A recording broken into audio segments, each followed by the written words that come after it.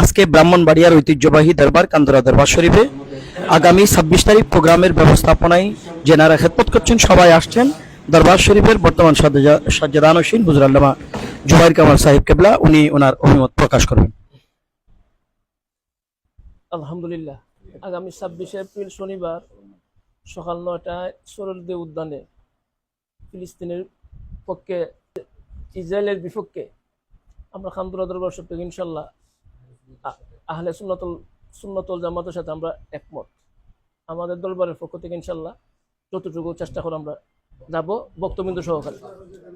আমাদের দরবারের বক্তবিন্দু, কান্দরা দরবারের বক্তবিন্দু সারা দেশে যেখানে আছে সবাই ইনশাল্লাহ যাওয়ার চেষ্টা করবেন ইনশাল্লাহ। আসসালামু আলাইকুম রহমতুল্লাহ।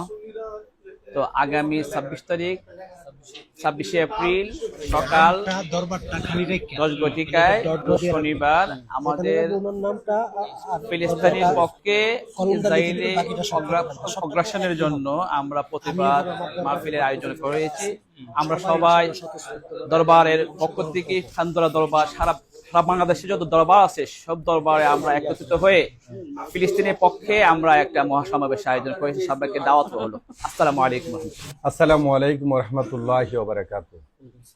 সম্মানিত সকল বাংলাদেশের সকল মুসলমান ভাই বাবারা, কান্দরা দরবার শরীফের সকল আশেকান জাকেরান যারা যে যেখানে আছেন, যে অবস্থায় আছেন, আগামী 26 তারিখ সারা বাংলাদেশের সকল মুসলমানদের নেতৃত্বে সোহরাওয়ার্দী উদ্যানে ফিলিস্তিনের মুসলমানদের উপর অত্যাচার অবিচারের বিপক্ষে আমরা এক প্রতিবাদ সমাবেশের আয়োজন করা হয়েছে।